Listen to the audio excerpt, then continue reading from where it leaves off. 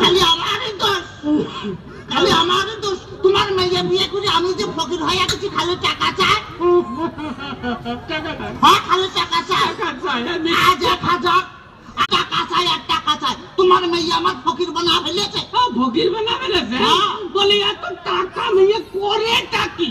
এত টাকা কি করে তা আমি কি করে কব? আমি কি কোনোদিন দিছি নাকি?